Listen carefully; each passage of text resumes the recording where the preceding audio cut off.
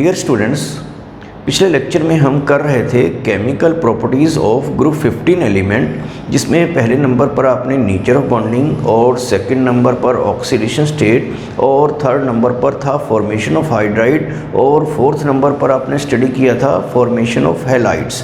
अब fifth number पर जो है वो हम करेंगे फॉर्मेशन ऑफ ऑक्साइड्स। तो शुरू की चार प्रॉपर्टीज़ थी वो पिछले लेक्चर में हो गई थी और फिफ्थ प्रॉपर्टी जो है अब हमें करनी है वो है फॉर्मेशन ऑफ ऑक्साइड्स। ये ग्रुप 15 एलिमेंट्स के ही ऑक्साइड हैं। ग्रुप 15 एलिमेंट्स आपको याद ही होंगे, वो कौन से थे? नाइट्रोजन, फास्फोरस, आर्सेनिक, एंटीमनी और बिस्मथ। तो ये नाइट्रोजन, फास्फोरस ऑक्सीजन के साथ रिएक्ट करके कुछ बनाते हैं ऑक्साइड्स वगैरह, और ये भी ऑक्साइड्स बनाते हैं। नाइट्रोजन के बहुत सारे ऑक्साइड्स होते हैं क्योंकि नाइट्रोजन की पी पाई मल्टीपल बॉन्ड बनाने की टेंडेंसी होती है। जो ये सिंगल के बाद जो डबल और ट्रिपल बॉन्ड बनते हैं, आपको पता है कि सिंगल बॉन्ड में जो होता है वो सिग्मा होता है, और अगर ट्रिपल बॉन्ड की बात करें तो एक सिग्मा और बाकी दोनों क्या होंगे? पाई होंगे।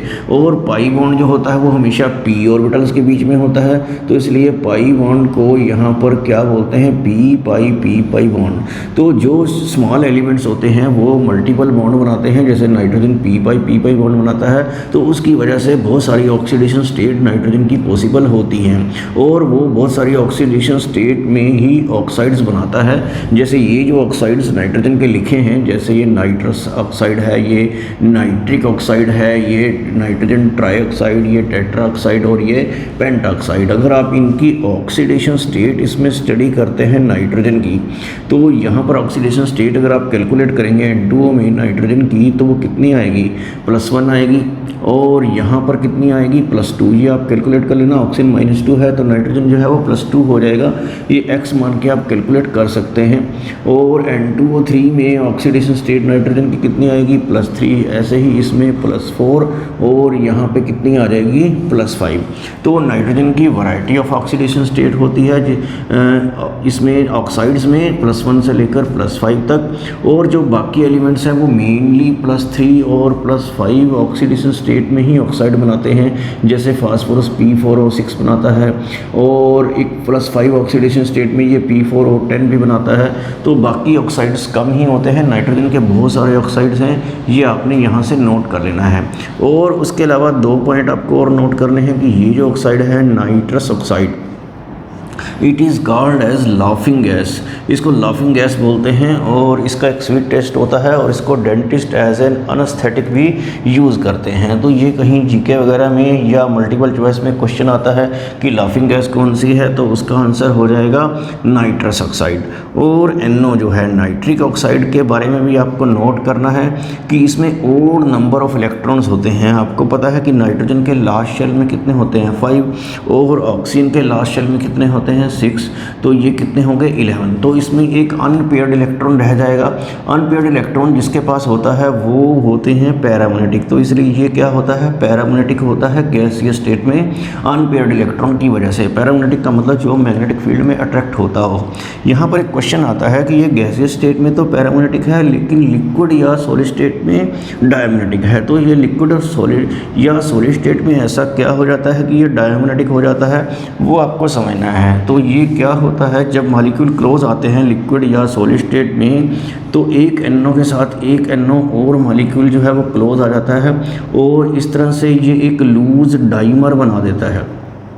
डाइमर का मतलब होता है 2 मॉलिक्यूल ऐसे जुड़ जाना। तो इससे 11 + 11 कितना हो जाएगा? 22 हो जाएगा, और इलेक्ट्रॉन इवन नंबर में आ जाएंगे। जब इलेक्ट्रॉन की पेयरिंग हो जाएगी तो वो क्या हो जाएगा? डायमैग्नेटिक। तो ये एक इम्पोर्टेंट क्वेश्चन है कि NO जो है वो गैसीय स्टेट में पैरामैग्नेटिक होता है, और लिक्विड और सॉलिड स्टेट में क्या होता है? डायमैग्नेटिक। तो ये भी आपको नोट कर लेना है। और इसके आगे आपको ये जो ऑक्साइड्स नाइट्रोजन के हैं इनके स्ट्रक्चर भी स्टडी करने हैं।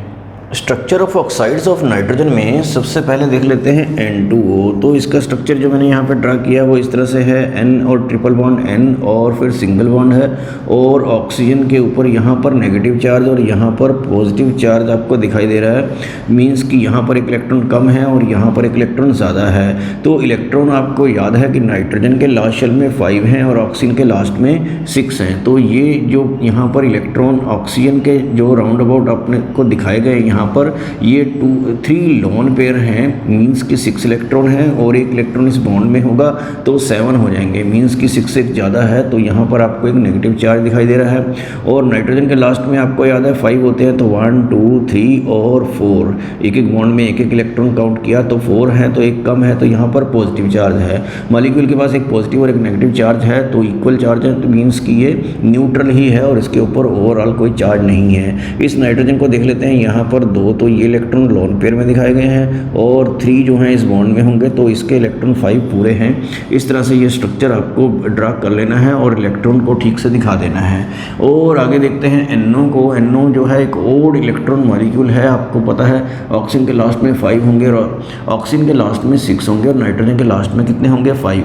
तो ये जो नाइट्रोजन है यहाँ पर 1 2 3 4 और ये 5th इलेक्ट्रॉन यहाँ पर है। ये तीसरा जो बॉन्ड है इसको ओड इलेक्ट्रॉन बॉन्ड बोलते हैं, ये यहाँ पे बनाया नहीं गया है और इसमें 3 इलेक्ट्रॉन है। कोई भी बॉन्ड होता है कोवलेंट तो उसमें 2 इलेक्ट्रॉन होते हैं, एक इस एटम का होता है एक उस एटम का होता है।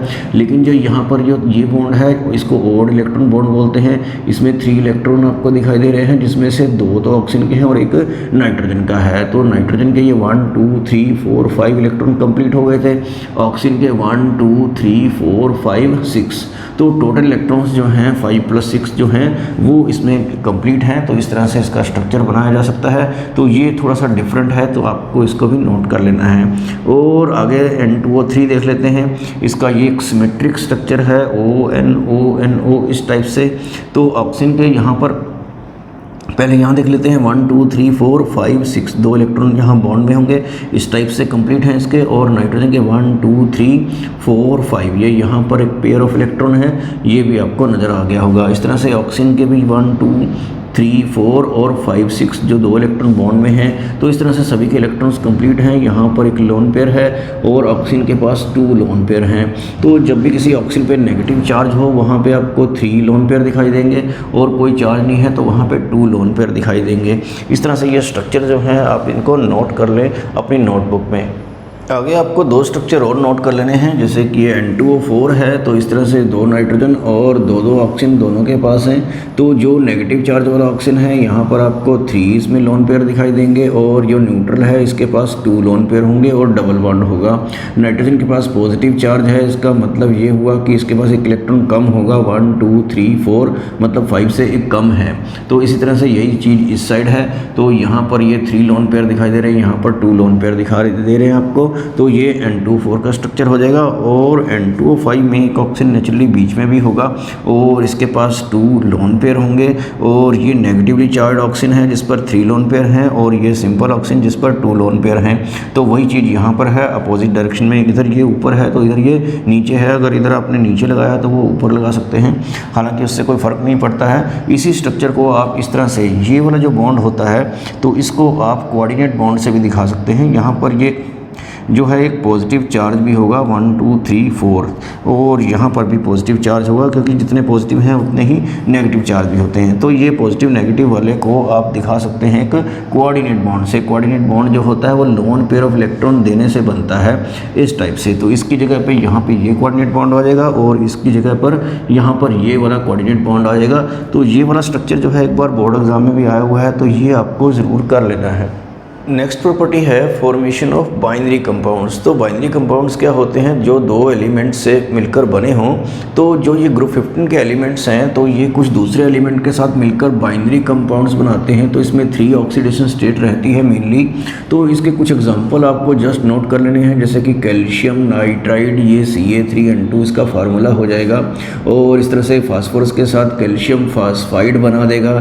और ये आर्सेनिक के साथ सोडियम आर्सेनाइड जो है ये कंपाउंड इस तरह से बनता है।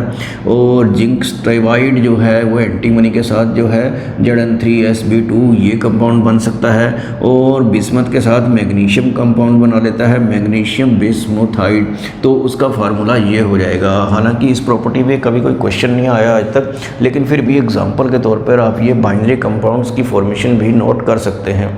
नेक्स्ट प्रॉपर्टी देखते हैं वो है ऑक्सो एसिड्स। तो ग्रुप 15 के एलिमेंट्स जो हैं खास तौर से नाइट्रोजन और फास्फोरस ये ऑक्सो एसिड्स भी बनाते हैं। ऑक्सो एसिड का मतलब ये होता है कि ऐसा एसिड जिसमें ऑक्सीजन भी हो। तो नाइट्रोजन के ऑक्सो एसिड देखते हैं पहले।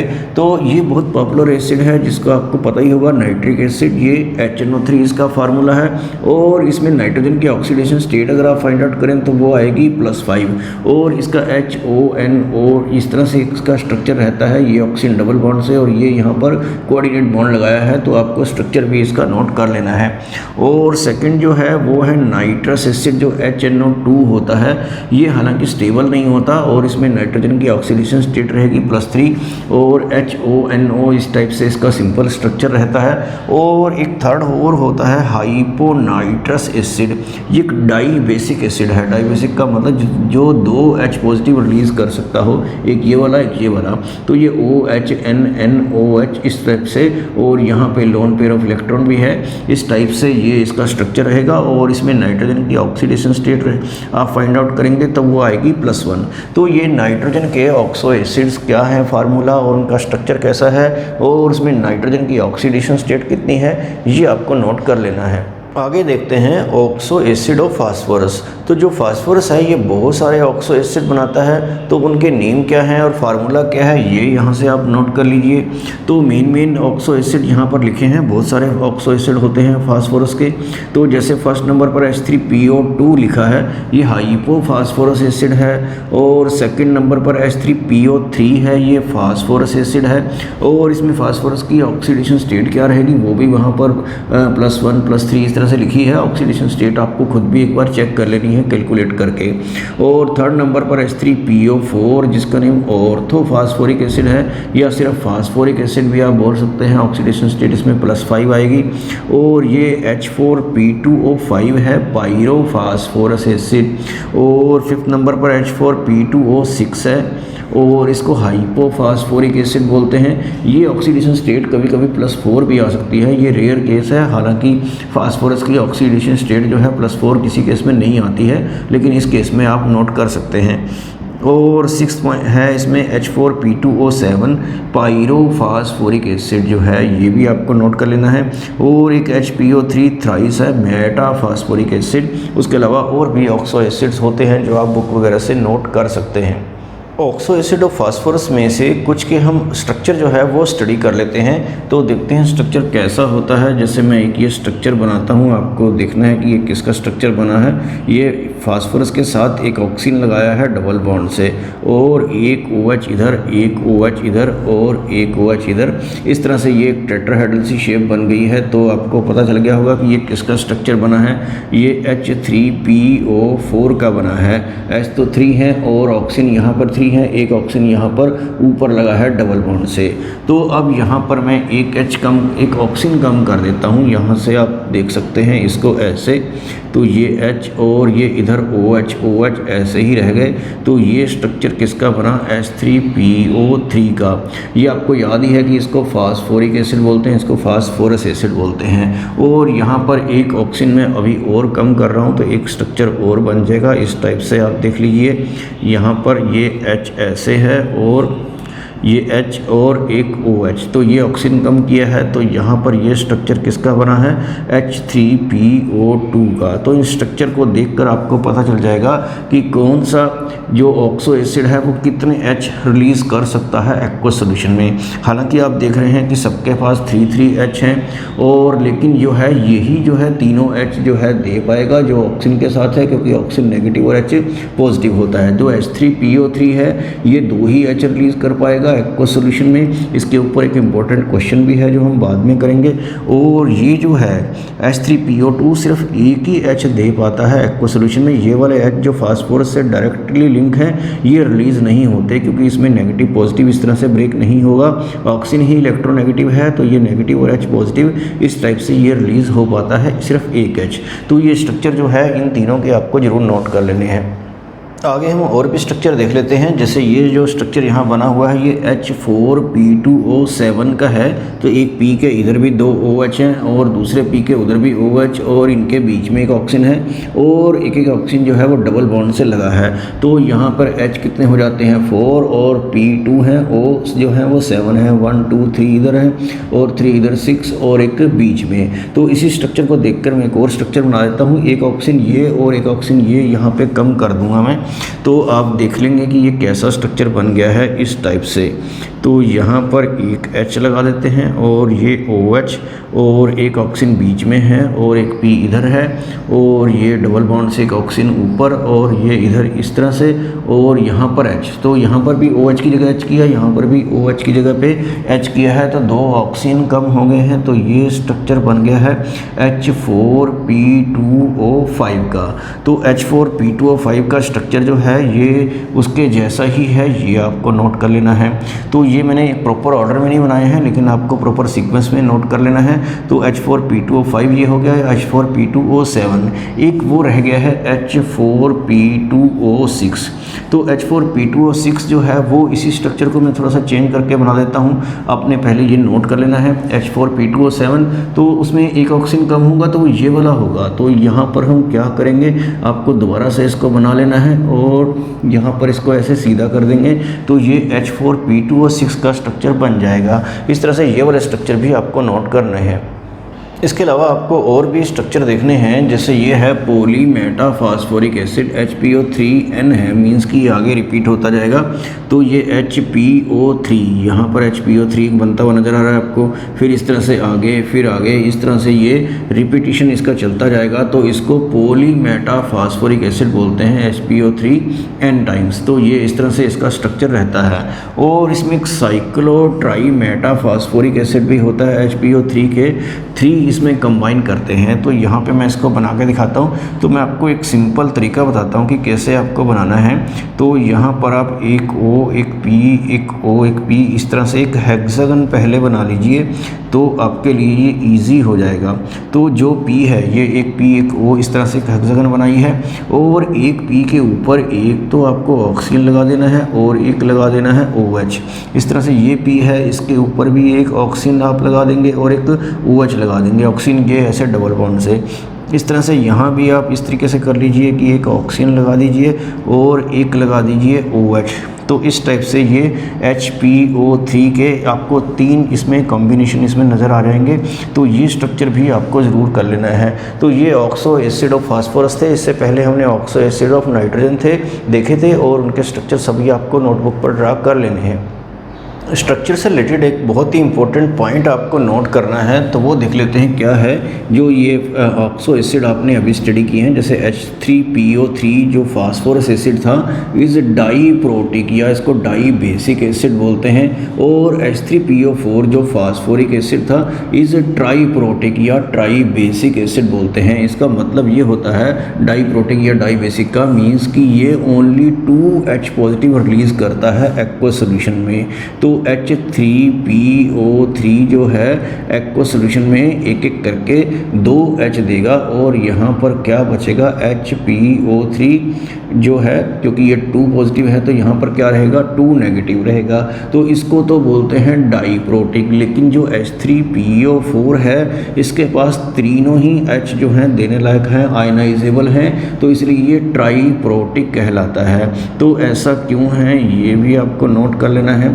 तो ये PO4 यहाँ पर कितना है PO4 है और 3H पॉजिटिव निकलेंगे एक एक करके, तो मैंने इकट्ठे ही निकाल दी हैं और यहाँ पर क्या बनेगा 3 नेगेटिव।